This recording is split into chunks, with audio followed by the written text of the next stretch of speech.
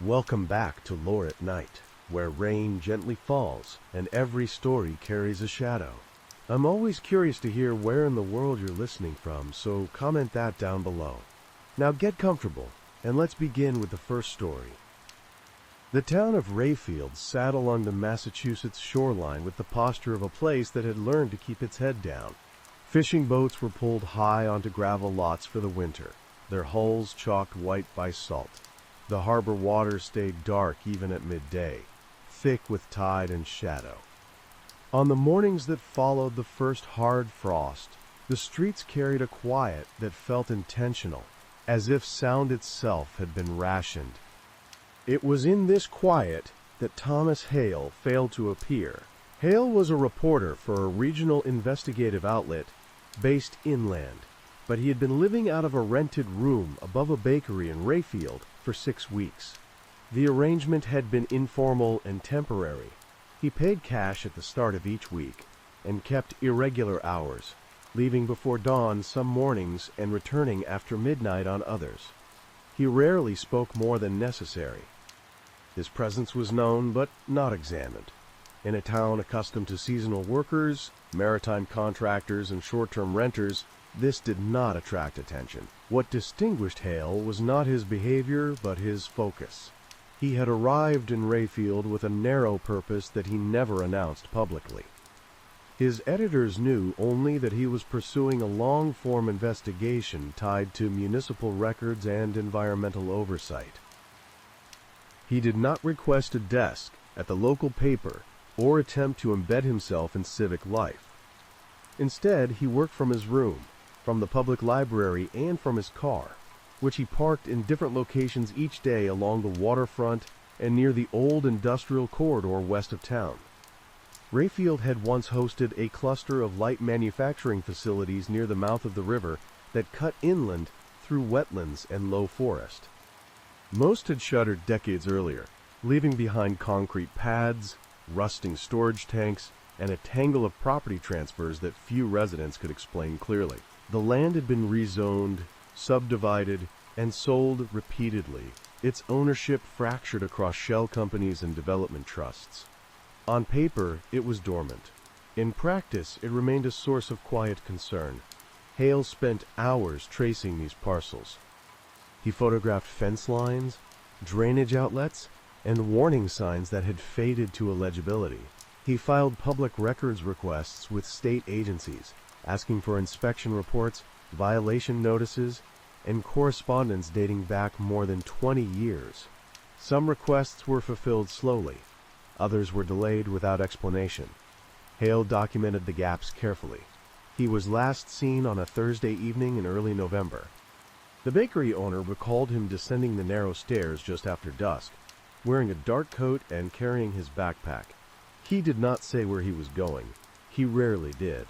By the following morning, his room was untouched. His bed was made. His laptop sat closed on the desk. His phone was not there. At first, no one panicked. Hale was an adult with a flexible schedule and a history of traveling without notice. When he missed a scheduled check-in with his editor that afternoon, it was attributed to poor reception or simple oversight. When he failed to respond to emails by Saturday morning, concern began to take shape. By Sunday night, his editor contacted local authorities. The Rayfield Police Department opened a missing persons report with measured urgency. There were no signs of forced entry, no indication of struggle, no immediate threats on record. Hale had not withdrawn large sums of cash or purchased travel tickets. His car remained parked along a residential street near the harbor, its interior neat, its fuel tank half full. Inside the vehicle, officers found a notebook in the glove compartment. It contained site addresses, parcel numbers, and handwritten dates. Some entries were circled. Others were crossed out. A few bore short annotations that referenced sample results and inspection codes, but without context. It was clear the notes were part of a larger body of work. Detectives contacted Hale's family in western Massachusetts. They confirmed that he had not been in touch. This was not unusual during reporting trips, but the duration was. They also shared that Hale had become increasingly guarded over the past year. He spoke less about his assignments and avoided specifics when pressed. He had not expressed fear, but he had expressed frustration with what he described as systemic obstruction. As the days passed, Rayfield began to notice. The bakery posted a handwritten note asking for information.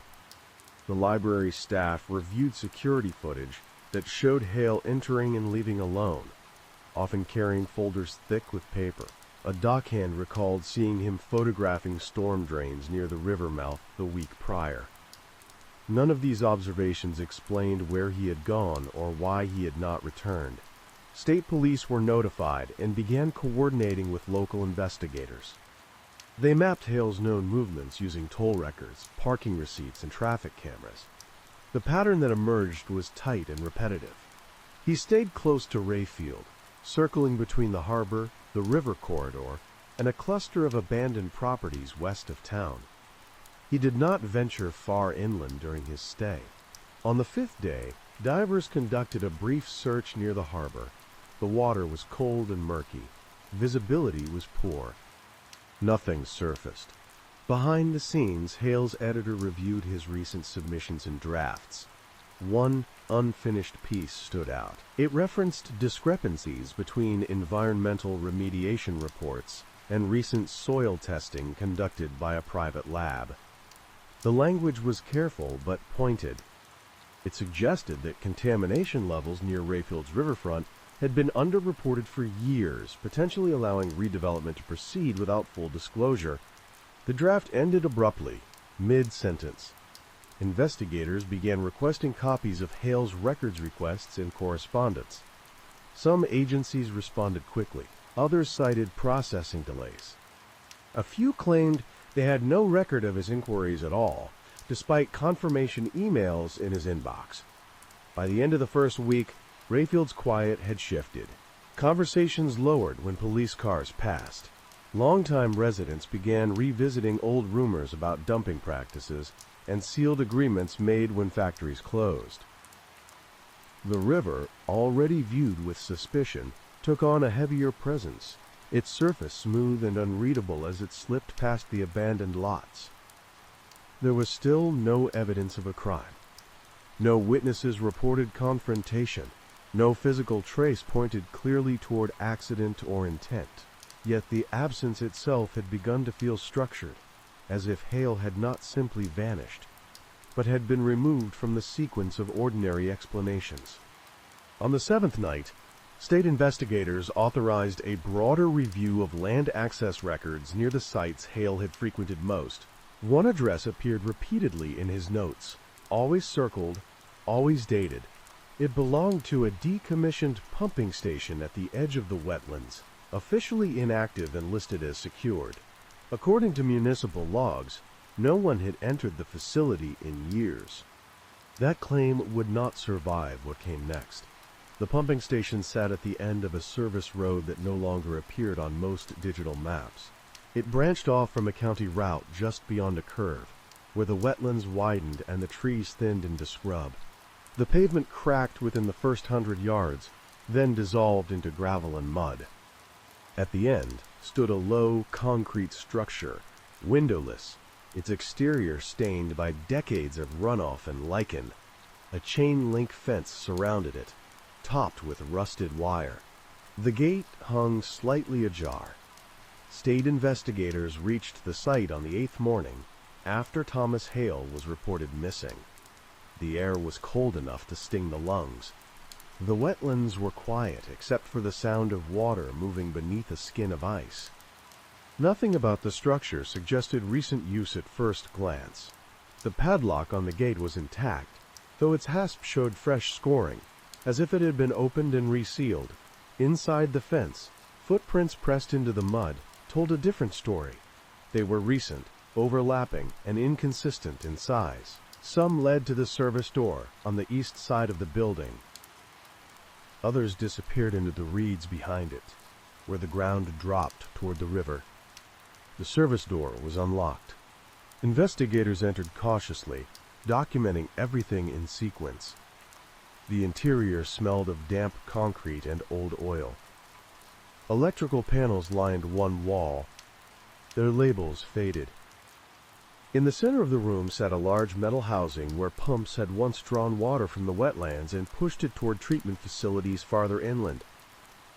The machinery had been stripped long ago, leaving only mounting brackets and exposed bolts. On the floor near the back wall, partially obscured by debris, lay a black nylon strap. It matched the type used on camera bags and backpacks. A forensic team bagged it and continued their sweep. In a side room, they found something more troubling.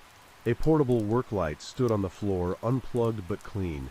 Nearby, a folding table had been set up, its surface marked with scratches and faint chemical residue. The arrangement was temporary and deliberate, not the product of vagrancy or vandalism. Someone had used the space recently and taken care to remove most traces. There was no sign of Thomas Hale. The discovery shifted the investigation. What had begun as a missing persons case now carried the weight of intent. The pumping station was not a place one stumbled into accidentally. It required knowledge of its location and confidence that it would remain undisturbed. Detectives returned to Hale's notes with renewed focus. The circled address corresponded to the pumping station parcel. The dates matched days when he had been seen near the wetlands. One annotation referenced sample depths and an acronym used in groundwater testing. Another noted a variance number tied to a state-issued permit. The permit, investigators learned, allowed a private developer to conduct soil disturbance as part of a planned riverfront project. The developer had acquired several adjacent parcels over the previous 5 years through a network of limited liability companies. On paper, the project promised mixed-use buildings and public access. In practice, it required assurances that the land was safe. State environmental officials produced records showing that remediation had been conducted and approved. Contamination levels, according to those reports, fell within acceptable thresholds. The paperwork was orderly and complete. Hale's draft suggested otherwise. His editor provided investigators with access to his encrypted cloud storage. Much of it was incomplete, but a folder labeled by parcel number contained raw lab results from an independent testing facility. The results showed elevated levels of industrial solvents and heavy metals in soil samples taken near the pumping station and downstream along the riverbank. The dates aligned with Hale's presence in Rayfield. There was no indication that these results had been submitted to regulators. Investigators began interviewing officials involved in the permitting process. Most deferred to the documentation. A few acknowledged that oversight in the area had been historically fragmented. Responsibility had shifted between agencies over the years. Records were archived, migrated, and occasionally lost. None admitted to wrongdoing. Attention turned to the developer. The company's public-facing office was located 2 hours away. Its principals were experienced and well-connected, with a portfolio of projects across the region. They cooperated with inquiries, providing their own environmental assessments and contracts with remediation firms. They denied any knowledge of independent testing conducted on their properties. They stated that the pumping station was not part of their active holdings and had been secured against entry. When asked about recent access logs, they produced none. Back in Rayfield, the search expanded. K-9 units tracked scent from Hale's car toward the wetlands but lost it near the water. Drones surveyed the riverbanks and marsh islands, capturing footage of mudflats and tangled brush. Nothing surfaced.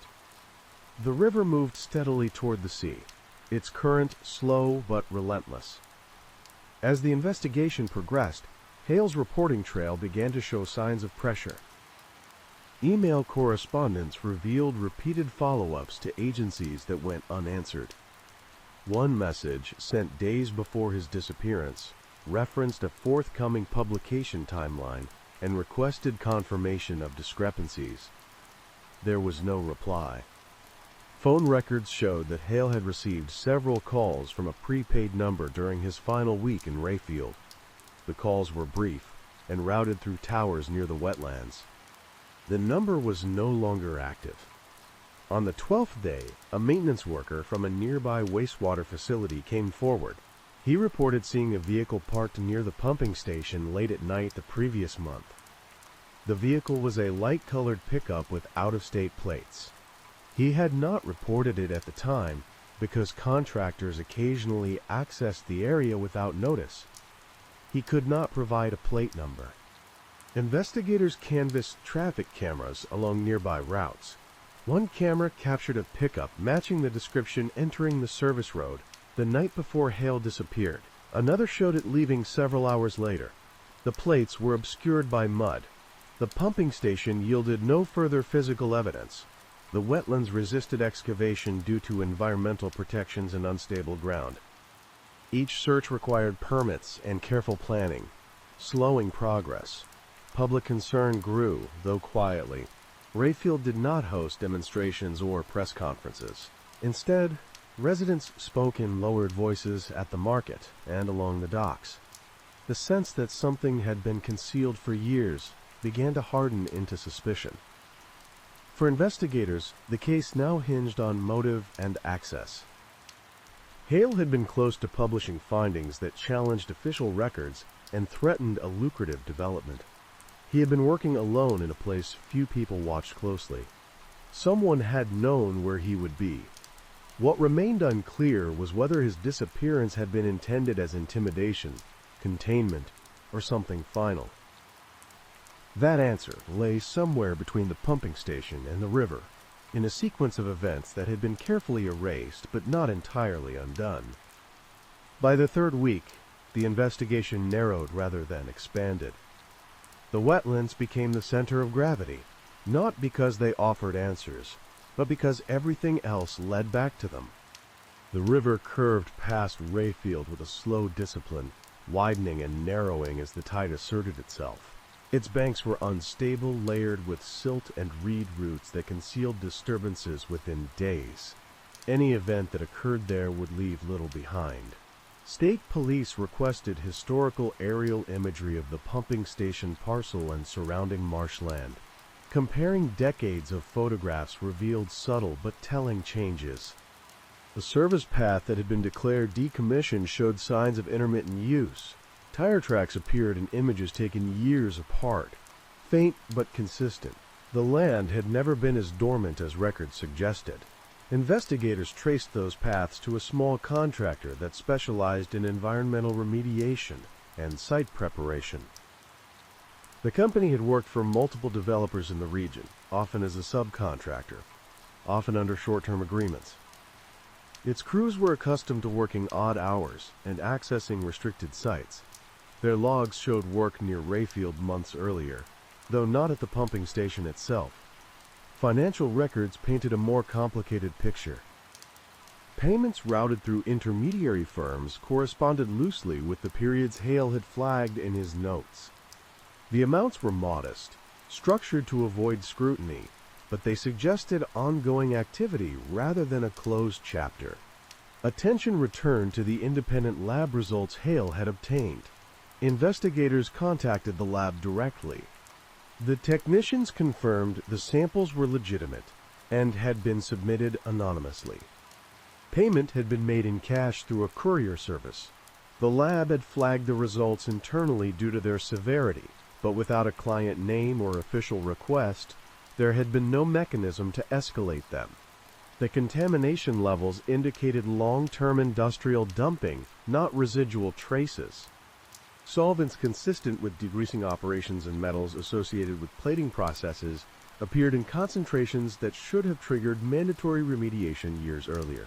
The pumping station area sat downstream from several former facilities, making it a natural collection point. If these findings became public, they would not only halt development, they would reopen questions about regulatory failure and potential criminal negligence. Investigators began to consider whether Hale had confronted someone directly. His phone records showed a single outgoing call on the afternoon before he disappeared, placed to a number associated with a property management firm tied to the developer. The call lasted less than 2 minutes.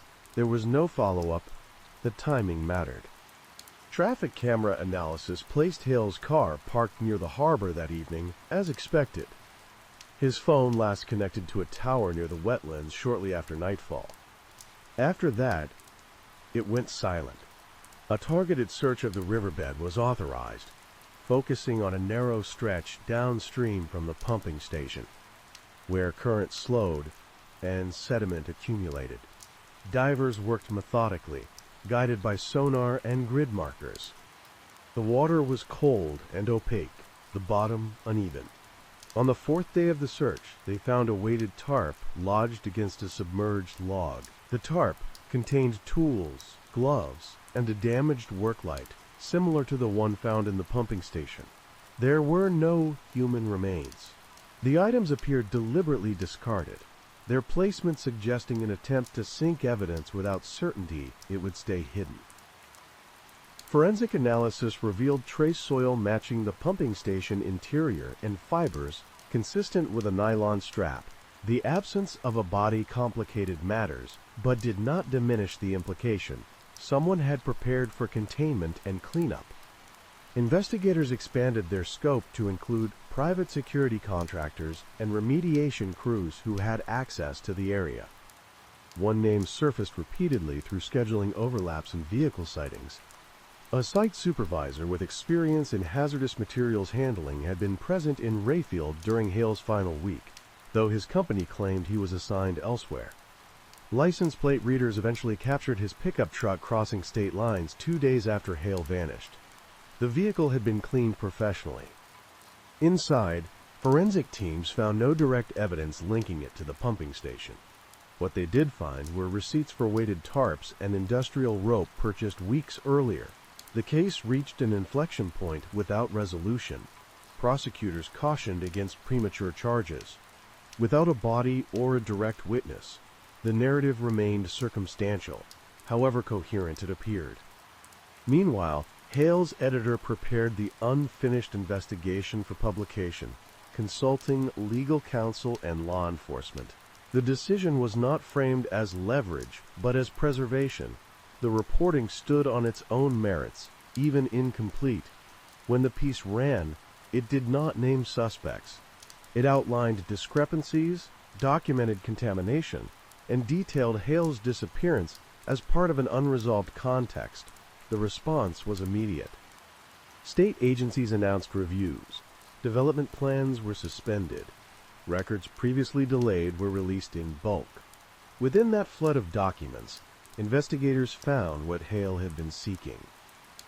An internal memo, buried among archived correspondence, acknowledged contamination levels above legal limits at the pumping station site and recommended further testing.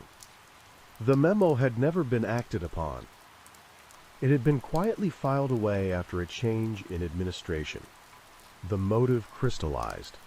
Hale had not stumbled into danger by accident. He had been approaching a conclusion that threatened to expose a long-managed omission. Whether his disappearance had been intended to silence him permanently or merely to stop him remained an open question. What investigators now understood was that the pumping station was not the end of the story.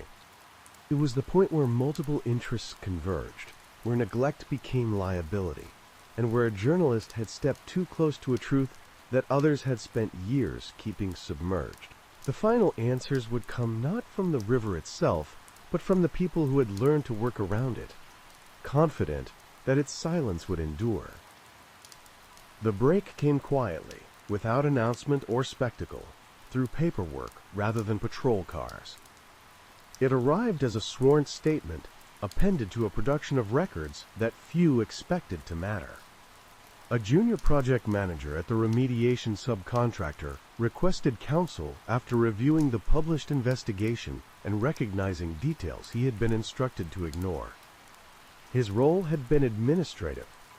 He scheduled crews, coordinated access permissions, and processed invoices that passed through multiple entities before reaching his desk. He had not been present at the pumping station the night Thomas Hale disappeared, but he understood what that site represented. Under oath, he described a standing directive that applied to certain legacy parcels along the Rayfield River corridor. If independent testing surfaced, crews were to secure the area, assess exposure risk, and remove materials that could trigger regulatory review. This was framed as safety protocol, not concealment.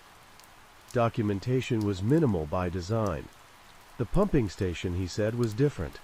It sat at the convergence of several contaminated flows, a place where sediment accumulated and records contradicted one another. When Hale began taking samples there, word traveled quickly through informal channels. Contractors spoke to property managers spoke to consultants. The concern was not exposure, but timing. A pending development depended on a clean certification that could not withstand scrutiny. On the afternoon before Hale vanished, the site supervisor who had drawn investigators' attention received instructions to meet someone at the pumping station after dark.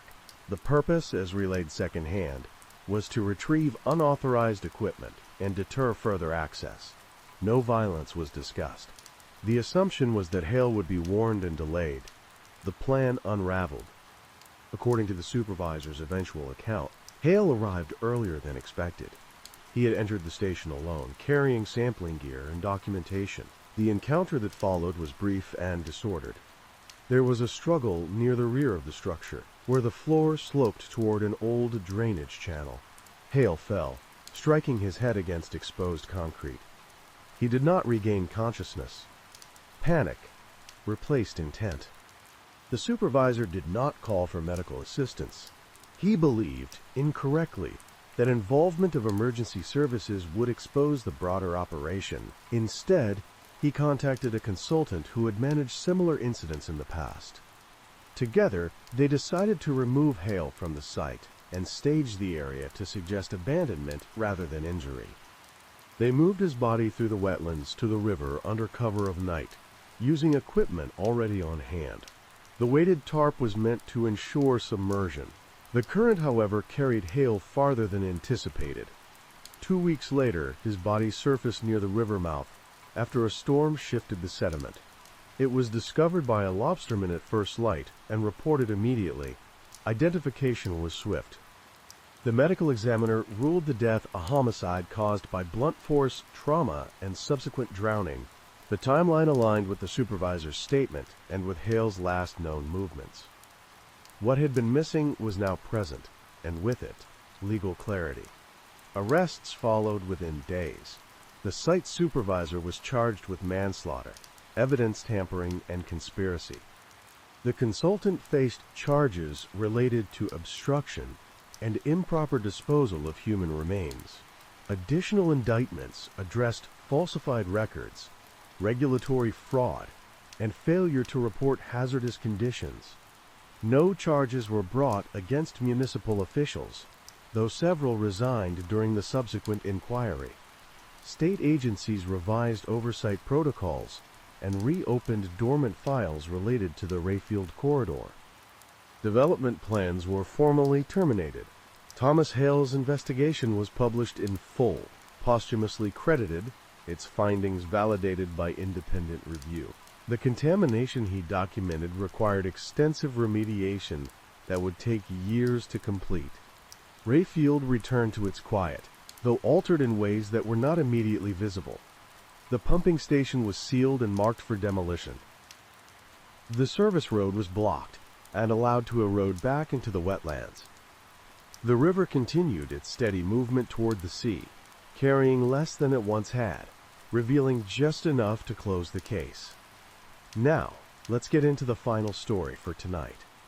The call came in just after 8 in the morning, the hour when routines were fully formed but not yet protected by momentum.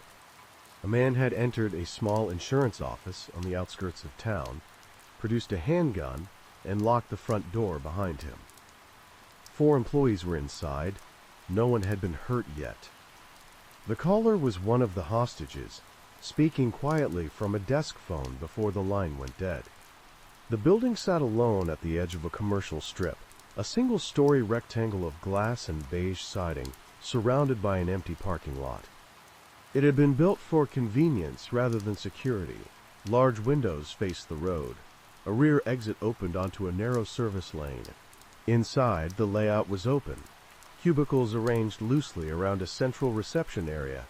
There were no safe rooms, no reinforced doors, no places designed to hold under pressure. Patrol units arrived within minutes and pulled back quickly, establishing distance rather than presence. Traffic was diverted. Employees from nearby businesses were moved out without explanation. The morning light reflected off the glass front of the office, making it difficult to see inside without moving closer than protocol allowed. The man inside identified himself through a call placed to emergency services 20 minutes after entry. He gave his first name only. He spoke calmly, without shouting, and made no immediate demands. He said he wanted to be heard. He said he had been ignored for too long. He confirmed that he was armed, and that the people inside would remain unharmed as long as no one attempted to intervene. Negotiators were brought in from the county unit. They parked out of sight and established a communication line through the office phone system. The man answered consistently. He did not ramble. He spoke in complete thoughts, explaining that the office represented something that had been taken from him, something that could not be replaced. He did not threaten violence directly, but he made clear that time was not on anyone's side. Inside the building, the hostages were seated along one wall, instructed to remain still and visible from the front windows. They complied without resistance. The man moved intermittently, pacing, checking the locks, adjusting the blinds, so that visibility shifted unpredictably. He did not bind them. He did not take their phones. Control was maintained through proximity and certainty, rather than restraint. Negotiators worked to slow the situation. They asked about his history, his expectations, his needs. He responded selectively. He described a sequence of administrative decisions, appeals denied, documents lost, outcomes finalized without explanation. He spoke about months of silence following years of effort. The insurance office had been the last place he could think of that still had a door he could walk through. As the morning progressed, one hostage began to show signs of distress. She was older than the others, breathing shallowly, hands trembling despite attempts to steady them. The man noticed and moved closer, crouching briefly, speaking to her in a way that suggested reassurance rather than intimidation. He asked one of the other hostages to fetch water from the break room and allowed it without escort. This detail was noted carefully by observers watching through narrow sightlines. The man was not detached. He was attentive. That made the situation more complex rather than less. By late morning, the perimeter had solidified. Tactical units staged several blocks away. A sniper position was identified, but not activated. The windows offered too many angles, too much uncertainty. Any shot would risk hitting someone other than the intended target. The man placed another call. His tone had shifted slightly, less controlled, more compressed. He said he was tired of explaining. He asked whether anyone on the outside actually understood what he was saying. The negotiator responded with practiced empathy, reflecting language, acknowledging frustration, offering alternatives that did not involve harm. The man listened, then asked a question that had not been raised before. He asked whether anyone had checked the file. The negotiator did not know what file he meant. The man explained that his case had been misclassified years earlier, that a single entry had redirected responsibility and removed recourse. He named an internal reference number and insisted that someone on the outside retrieve it. He said that once it was read properly, the situation would resolve itself. Efforts were made to locate the reference. Calls were placed to regional offices. Records were requested. The process was slow, not because of resistance, but because of structure. The system the man was challenging did not move quickly under ideal conditions. Under duress, it moved even less so. Inside, tension increased. The man stopped pacing and sat down near the hostages, his back against a desk, the weapon resting in his lap. He watched the front windows rather than the people beside him. The hostages remained silent, uncertain whether quiet compliance or engagement was safer. At just after 1 in the afternoon, a loud noise echoed from the rear of the building. It was unintentional, the result of a delivery truck passing too close to a dumpster. Inside, the sound registered differently. The man stood abruptly, raising the weapon, scanning toward the back exit. One of the hostages flinched and began to cry quietly. The man turned, startled by the sound, and shouted for silence. His voice carried more force than before. He apologized almost immediately, but the apology did not undo the shift. Something had changed. The boundary he had maintained between control and escalation had thinned. Negotiators adjusted strategy, pressing for release of at least one hostage. The man refused. He said releasing someone would dilute the seriousness of the situation. He said he had already compromised enough by waiting. At 2:14, a gunshot was heard inside the building. It was a single discharge, followed by silence. No movement was visible from the front windows. The man did not answer when negotiators called back. For nearly 30 seconds, nothing happened. Then one of the hostages appeared in the front window, hands raised, face streaked with blood that was not her own. She pounded once against the glass before backing away. The standoff had crossed a threshold that could not be reversed. The response was immediate but measured, shaped by the understanding that speed now carried its own risks. Tactical units advanced to pre-planned positions, not to force entry, but to re-establish control of the perimeter. Medics staged closer than before.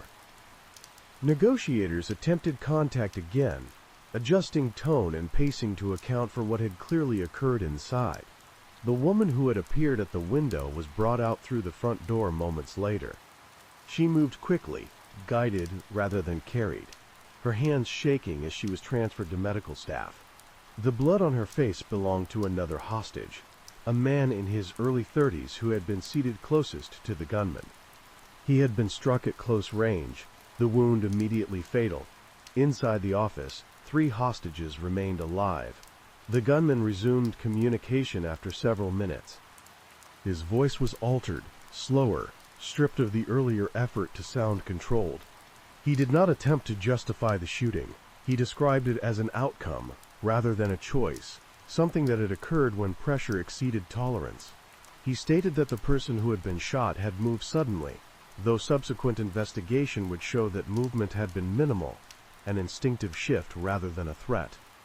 Negotiators focused on containment. The priority shifted from resolution through understanding to resolution through preservation. The man was encouraged to separate himself physically from the remaining hostages. He resisted at first, then complied partially, positioning them behind a row of desks while he remained closer to the windows. The weapon stayed in his hand. Information from outside continued to develop. The file the man had referenced was located, not within the insurance office, but in a regional archive maintained by a third-party administrator. The misclassification he had described was real. Years earlier, a clerical error had routed his claim into a category that limited appeal options and transferred responsibility to an entity that no longer existed. Subsequent denials had been procedurally correct within that framework, but the framework itself was flawed. The discovery mattered, but it arrived too late to undo what had already happened. The man was informed that the error had been identified and that steps could be taken to address it. The information was delivered carefully, without promises or absolution. He listened. For a brief period, there was reason to believe the situation might de-escalate. His breathing slowed. He sat down again, leaning against the desk, the weapon resting loosely in his grip. Inside the office, the remaining hostages were in visible shock. One had not stopped crying. The other sat rigid, eyes fixed on the floor. The gunman watched them intermittently, his attention drifting between them and the windows. The structure of his resolve was no longer stable. The shooting had altered his own perception of control. Negotiators pressed again for release. This time, he agreed to let one person go. The younger of the two remaining hostages was directed toward the front door and allowed to leave without interference. He moved quickly, not looking back. Two people remained inside with the gunman. What followed unfolded over the next 40 minutes, marked by uneven communication and long pauses. The man spoke less about his case and more about the sequence of events that had led him there. He described loss not only of financial security, but of identity, of being reclassified and diminished by systems that did not recognize error once it had been entered. His focus shifted inward, away from the hostages as symbols and toward them as witnesses. At one point, he asked whether the person he had shot had a family. The question was noted, but not answered directly. Providing that information would have escalated emotional volatility rather than resolved it. The final moments came without warning. A surveillance feed showed the man standing abruptly, turning toward the last remaining hostage and raising the weapon. Tactical units moved simultaneously, acting on a window of visibility that had not existed earlier. A single shot was fired from outside, entering through the front glass at an angle calculated to minimize risk. The man collapsed immediately. The hostage behind him was uninjured. When the building was secured, investigators moved in methodically. The scene was processed with the same care applied to any homicide, though its complexity demanded additional layers of documentation. The deceased gunman was identified within hours. His history aligned with what he had described, a prolonged dispute marked by administrative failure rather than malice. That context explained behavior, but did not mitigate outcome. The man he had killed during the standoff was named publicly the following day. He had worked at the office for less than a year, recently transferred from another branch. He had no involvement in the case that had precipitated the hostage situation. He had been present because it was his scheduled shift. The official report classified the death as homicide. Responsibility was assigned clearly. The corrective action taken by law enforcement was ruled justified under policy. The misclassification that had sparked the event was acknowledged in internal reviews, but addressed separately, its correction framed as coincidental rather than causal. For the surviving hostages, recovery was uneven. Statements were taken, counseling offered, routines slowly rebuilt. The office never reopened. The building was sold months later, its interior remodeled to remove any trace of what had occurred there. The file that had been misclassified was corrected quietly. Compensation was issued posthumously to the gunman's estate, processed as an administrative resolution rather than a response to violence. The timing was noted by those involved, but never discussed publicly. The case closed with a sense of procedural completeness and emotional incompleteness. Every action could be explained. Every decision fit within established frameworks. What could not be reconciled was the sequence that had allowed a correctable error to progress into irreversible loss. The morning routines resumed elsewhere. Phones rang. Files were opened and closed. Systems continued to function as designed, efficient, and indifferent. The difference was measured not in policy, but in absence. One man had gone to work and not returned. Another had sought recognition and found consequence. Between them, a moment had collapsed into permanence, leaving behind a resolution that satisfied process but not memory. Now let's get into the final story for tonight. The town of Larkspur Bend sat where the river slowed and widened, a practical place shaped by grain barges and flood seasons rather than scenery. In late February, the water carried broken ice and the sky pressed low, turning the streets into narrow corridors of gray. Houses leaned toward each other across short lawns, their siding bleached by decades of wind. The grain elevator at the east edge of town rose above everything else, its concrete stained by rust and old rain, a landmark that outlasted industries and people with equal patience. On a Tuesday morning before dawn, a plow truck found a body at the bottom of the service road that cut behind the elevator. The driver noticed the shape only because the snow had not settled evenly. A shallow drift bent around the figure, as if the night had tried and failed to hide it. The engine idled while the driver stood at a distance, breath fogging the air, waiting for the sound of sirens that would not come for several minutes. By the time the first patrol car arrived, the sky was lightening to a thin, colorless blue. The officer saw at once that the body had been placed, not dropped. The arms lay close to the torso, the boots aligned toward the river. There was blood, but not much, darkened against the snow like ink left out too long. The cold had done its work, preserving details while erasing urgency. The victim was identified by noon as Thomas Hale, age 41, a civil engineer employed by the county for nearly 15 years. He lived alone in a split level on Juniper Street, drove a gray sedan that neighbors rarely saw moved on weekends, and kept his lawn trimmed to the line between neat and obsessive. He had been divorced for 6 years, no children, no criminal record.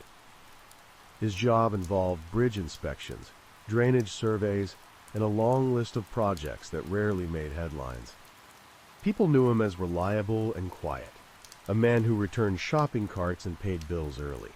The medical examiner noted a single blunt force injury to the back of the head, consistent with a heavy object. The wound had not bled much, suggesting the blow came close to the time of death, or immediately before it. There were no defensive injuries on the hands. The absence of skid marks or footprints around the body suggested the snow had fallen after he was placed there, smoothing the scene into something deceptively simple. At the service road, investigators marked tire impressions that did not match the plow truck. The tracks led away toward the river access, then disappeared where the pavement met gravel. A search of the surrounding area turned up nothing else. No weapon, no dropped personal items, no signs of a struggle. The river flowed past, indifferent, its surface carrying thin sheets of ice downstream. By early afternoon, word spread through Larkspur Bend, with the quiet efficiency of a town accustomed to knowing everyone's business. At the diner on Main Street, people spoke in lowered voices, speculating without details. At the county offices, desks sat untouched as employees clustered near the windows, watching snow begin to fall again. The elevator loomed over it all, its shadow stretching across the service road as if claiming the ground where the body had been found. Detectives from the regional task force arrived before evening. They walked the service road again, slower this time, measuring distances and angles. The choice of location bothered them. The road was visible from the highway in winter, when the trees were bare, yet hidden enough at night to avoid attention. It was neither fully secluded nor public, a place chosen by someone who understood the rhythms of the town. At Thomas Hale's house, the front door showed no signs of forced entry. Inside, the thermostat was set low, the air cool and stale. The living room was orderly, furniture arranged with care, surfaces free of clutter. A calendar hung in the kitchen with dates circled in red, notes written in a careful hand. The last entry was the day before his death, marked only with a check beside an address on the south end of town. The bedroom revealed nothing out of place. Clothes were folded, shoes aligned. In the garage, his car sat parked, a thin layer of snow on the hood. The keys were found on the kitchen counter, placed beside a wallet and a phone. The phone showed no recent calls or messages after the early evening. There were no signs that he had planned to go out again. A neighbor recalled seeing Thomas return home shortly after 6. The porch light had come on, then off. No one remembered hearing a car leave later that night. The timeline narrowed, tightening around a window that made little sense. If he had not driven, then someone had come to him, or he had left on foot. The service road lay more than a mile away, across industrial lots and unlit streets. In his office at the county building, investigators found rolled maps leaning against the wall, each tagged with handwritten notes. One map in particular showed the river bend east of town, marked with measurements and dates stretching back years. Another outlined drainage patterns near a proposed development that had stalled amid funding disputes. On his desk lay a folder labeled simply with a project number. Inside it, a stack of reports flagged with sticky notes. Colleagues described Thomas as methodical, sometimes stubborn. He asked questions others avoided, not out of defiance but out of habit. He documented everything. A supervisor mentioned disagreements over a recent inspection, a routine matter that had become unexpectedly contentious. The details were vague, the tone defensive, as if recalling an inconvenience rather than a warning. As night fell, the snow returned in earnest, covering the service road again. The elevator lights clicked on, casting a dull glow over the fresh drifts. The town settled into its evening routines, doors locking earlier than usual, curtains drawn tighter. In the quiet, the case felt contained, almost small, a single man's death in a place unused to violence. Yet the evidence refused to align.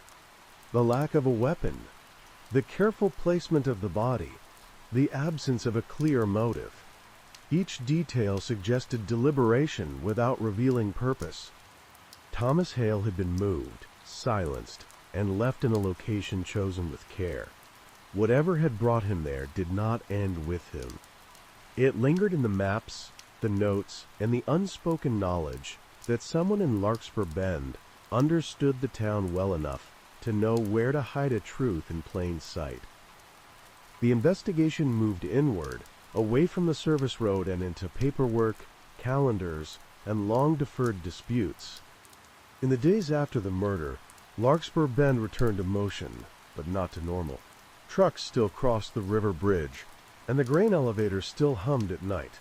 Yet the town carried a sense of being observed, as if the land itself had learned something it was not ready to share. Detectives began with Thomas Hale's professional life, not because it seemed suspicious, but because it was the most defined.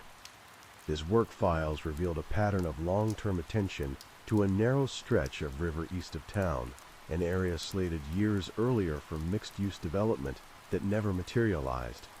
The land remained a patchwork of weeds, concrete pads, and rusted fencing, officially designated as low-risk floodplain despite seasonal overflow that locals considered predictable. Thomas had challenged that designation repeatedly. His report cited minor elevation changes, outdated surveys, and drainage alterations caused by upstream construction. None of it was dramatic.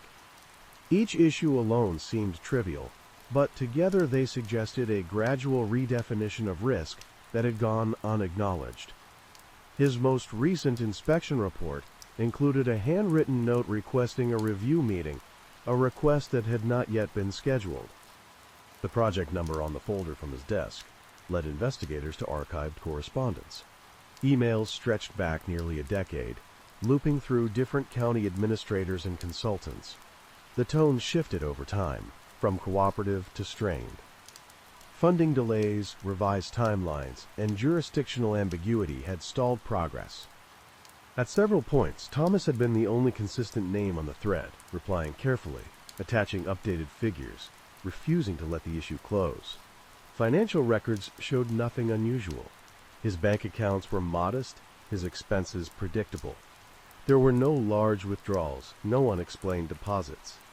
Credit card statements reflected groceries, fuel, and the occasional hardware store purchase. He did not gamble, donate heavily, or travel. The simplicity of his life offered no obvious entry point for motive. Attention turned to the address circled on his kitchen calendar. It belonged to a vacant warehouse on the south edge of town, once used for farm equipment storage, now owned by a holding company registered out of state. The property sat behind a locked gate, its windows boarded, the lot covered in wind-blown trash and snow. Tire tracks cut through the yard, fresh enough to matter. Inside, the air smelled of oil and damp wood. The space was mostly empty. save for a folding table set near the back wall. On it lay a rolled map, weighted at the corners with metal washers. The map depicted the same river bend marked in Thomas's office, but this version included annotations in a different hand. Measurements were crossed out and rewritten. A line traced the river's edge farther inland than official maps allowed. There was no blood, no signs of violence. Whatever meeting had been planned here had either ended elsewhere or never happened. Investigators collected the map, noting fingerprints that did not belong to Thomas. The warehouse, it seemed, was a place for quiet conversations, not confrontation. As the search widened, inconsistencies emerged. A traffic camera on the highway recorded a dark pickup truck passing near the service road around the estimated time of death. The plate was obscured by snow, the vehicle unregistered in local databases. Nearby businesses reported nothing unusual, though one security system had been offline for maintenance that night, a coincidence that drew attention without offering proof. The river itself became a focus. Surveyors walked its banks with investigators, pointing out recent changes. A temporary levee upstream had altered flow patterns, increasing pressure on certain bends. The area Thomas monitored showed signs of erosion inconsistent with its classification.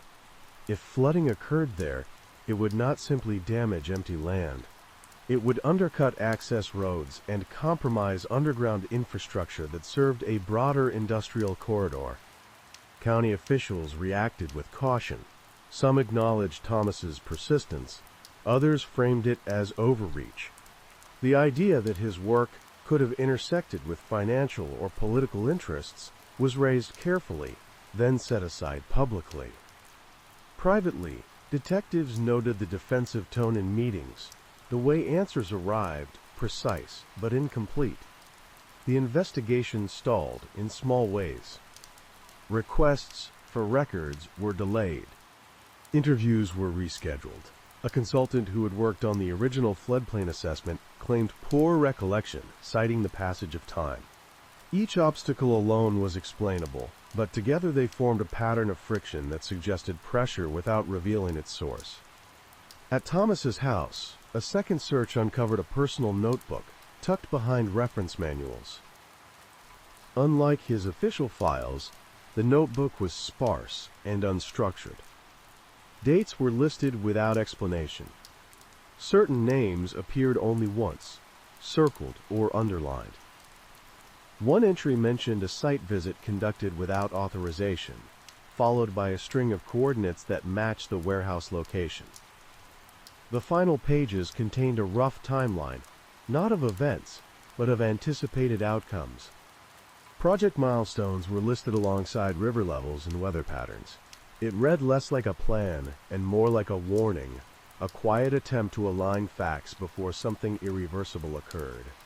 The task force expanded its scope, bringing in environmental specialists and financial analysts. They traced ownership of the warehouse through layers of shell companies to a regional development firm with interests along the river corridor. The firm had lobbied for rezoning, promising jobs and tax revenue. Its representatives denied involvement, citing compliance with all regulations. Their statements were polished, their cooperation complete in appearance. As winter deepened, the river rose slightly with melting snow upstream. It was not enough to flood, but enough to confirm Thomas's concerns. Water pooled where it should not have, seeping into low-lying areas, unnoticed by all but those looking for it. The murder remained officially unsolved, but within the investigation it had begun to change shape. It was no longer a single act of violence detached from context. It appeared increasingly connected to decisions made slowly, quietly, over years. Thomas Hale had been alone in noticing how those decisions intersected, and in refusing to let them remain abstract. By the end of the second week, detectives understood that the service road was not chosen at random. It lay directly above a buried conduit carrying storm runoff beneath the elevator property. a conduit marked in Thomas's files as vulnerable. The place where his body had been found was not just a convenient drop. It was a point on a map, one of many, now tied irrevocably to his death. The case pressed forward with a new gravity. Someone had acted not out of impulse, but out of necessity, or so it seemed. The question was no longer who had struck the blow, but what Thomas had threatened to expose, and how far that threat extended beyond the frozen ground where he was left. By early March, the investigation had crossed an invisible boundary. It was no longer contained within Larkspur Bend, or even within the county. State environmental regulators were briefed quietly, their involvement framed as routine review rather than response to a homicide. They arrived in unmarked vehicles, carrying instruments and binders instead of badges, and began to look at the river as Thomas Hale had looked at it, through accumulation rather than crisis. Sensors were placed along the East Bend under the pretense of seasonal monitoring. Within days, they registered fluctuations that official models did not predict.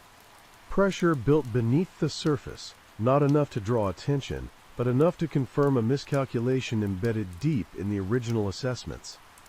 The conduit beneath the service road showed signs of stress, hairline fractures invisible from above. It was not failing yet, but it was moving toward that outcome with slow certainty. Detectives returned to the service road with new understanding. They measured distances again, this time from the body's placement to the conduit access point hidden behind scrub and snow. The alignment was exact. Thomas had not been left there because it was convenient. He had been placed where his presence could later be interpreted as coincidence or misadventure if the ground gave way. A man found dead near infrastructure failure could be explained. A murder tied to long-term negligence could not. The warehouse on the south edge of town gained new significance. Financial analysts traced payments routed through the holding company to subcontractors responsible for the temporary levee upstream. The work had been approved quickly, justified as emergency reinforcement after heavy rains the previous spring. Documentation was complete, signatures present, but timelines overlapped in ways that suggested coordination rather than response. Thomas's unauthorized site visit, noted in his personal notebook, now appeared less like curiosity and more like confirmation. He had been comparing what was built to what was approved. The annotations on the map found in the warehouse matched discrepancies identified by the regulators. Someone else had known what he knew, or had learned it because of him. Surveillance footage from a fuel station outside town surfaced late, retrieved after a delay attributed to system upgrades. It showed a dark pickup truck refueling the night of the murder, its driver obscured by angle and shadow. The time stamp aligned with the window during which Thomas would have had to leave his house. The truck headed south, away from town, then vanished from the record. Investigators considered the possibility that Thomas had agreed to meet someone, believing the encounter to be professional. The folding table in the warehouse suggested preparation. The absence of disturbance suggested compliance. Whatever had gone wrong likely did so after they left that space. Attention turned to the river access roads. One in particular led to a utility tunnel running beneath the industrial corridor, a structure rarely used but documented in Thomas's files as part of the storm runoff system. The tunnel entrance was concealed by brush and fencing, its lock cut long ago and never replaced. Inside, footprints marked the damp floor, recent enough to matter. The tunnel offered a route between the warehouse area and the service road without exposure. It also offered privacy. Forensic teams found traces of concrete dust on the walls, disturbed sediment that suggested recent activity. There was no blood, no weapon, but the space carried the weight of use. Someone had known it was there. As the pieces aligned, resistance increased. County administrators pushed back on requests for further review, citing budget constraints and jurisdiction. The development firm issued statements emphasizing compliance and cooperation, their language careful, their timing precise. Lawyers appeared where none had been before. The investigation continued, but it did so under scrutiny. Thomas Hale's role sharpened in retrospect. He had not been crusading or reckless. He had been patient, methodical, and precise. He had built a case not to accuse, but to compel correction. His mistake, if it could be called that, was assuming that facts alone were sufficient protection. The task force identified a narrow window in which the conduit could be repaired quietly, before spring rains made the issue visible. Permits were already in motion, filed under emergency provisions. If work proceeded, evidence of miscalculation would be erased, replaced by a narrative of proactive maintenance. Thomas's death would remain an anomaly, disconnected from outcome. A decision was made to delay that work without explanation. Regulators cited additional testing. Contractors were told to stand by. The river continued to rise incrementally, testing margins that had been misjudged. Pressure mounted, both literal and figurative. In the final week of March, an internal memo surfaced, leaked anonymously to the task force. It outlined projected costs associated with conduit failure, including liability exposure and potential criminal review. The memo predated Thomas's death by 3 days. It circulated among a small group of executives and consultants, one of whom owned the dark pickup truck identified in the footage. The name appeared in Thomas's notebook, circled once, without comment. Investigators prepared warrants, moving carefully to avoid premature disclosure. They understood now that the murder was not the center of the story, but a measure taken to keep the center from shifting. Thomas had been removed not because he was dangerous, but because he was correct, and because correction carried consequences. As March ended, heavy rain fell upstream. The river swelled, pressing against its altered banks. Water seeped into low ground east of town, pooling where maps said it would not. Residents noticed damp basements and slow drains. The elevator's service road remained intact, but cracks widened beneath the snow. The investigation reached a point where delay was no longer neutral. Either the truth would surface through controlled exposure, or it would emerge through failure.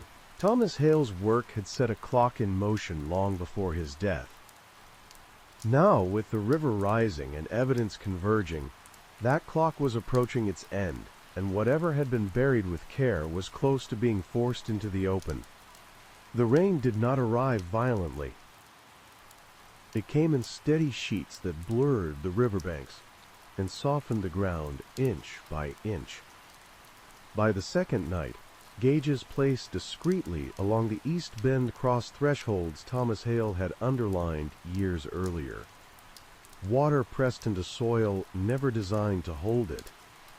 The conduit beneath the service road absorbed the strain silently, its fractures widening in darkness. Just before dawn, a section of asphalt sagged, then collapsed inward.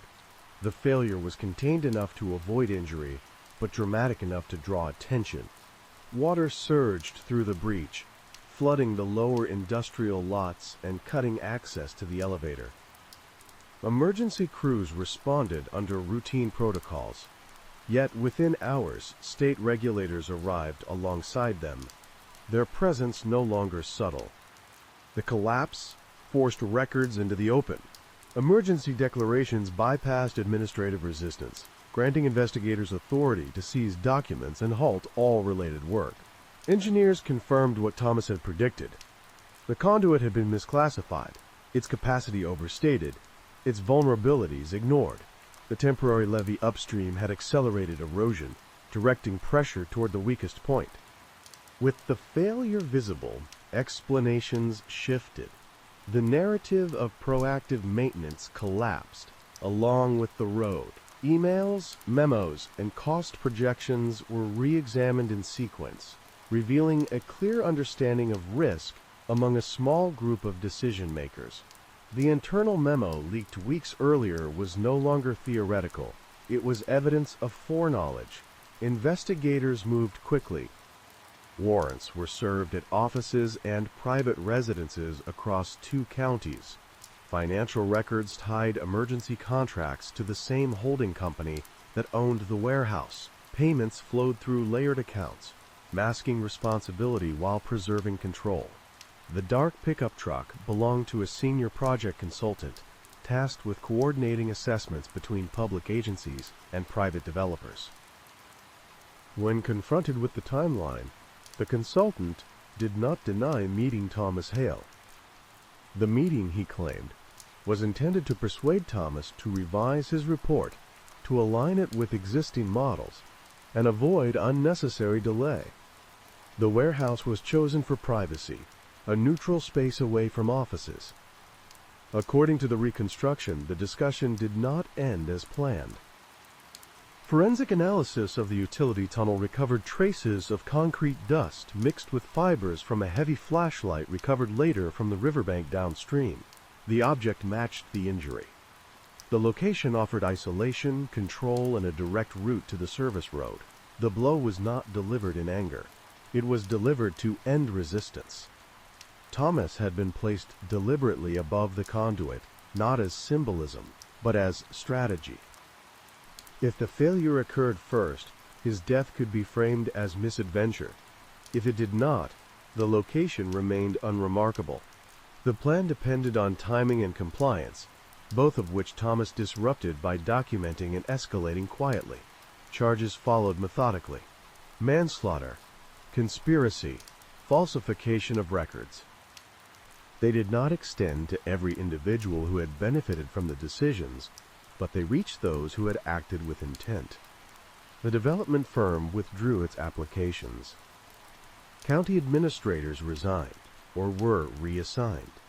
Repairs to the conduit proceeded under full review, their urgency no longer concealed. Thomas Hale's death was acknowledged officially as the result of deliberate action tied directly to the suppression of accurate risk assessment. There were no public ceremonies beyond a brief statement. His work files were entered into the record without commentary. The maps and notes stood on their own. When the river receded, the service road was rebuilt on reinforced ground, its alignment unchanged. The grain elevator resumed operation, trucks passing over the repaired section without pause. The town of Larkspur Bend returned to routine, the incident absorbed into memory as infrastructure failure followed by correction. Thomas's house on Juniper Street was sold in late spring. The calendar in the kitchen was discarded, its circled date no longer meaningful to anyone else. His reports, however, remained intact, cited in updated classifications that would govern the riverbend for decades. The investigation closed without flourish. Responsibility was assigned. The larger system adjusted. Thomas Hale's role in forcing that adjustment was recorded only in footnotes and filings. His presence felt not in recognition, but in the quiet absence of further collapse.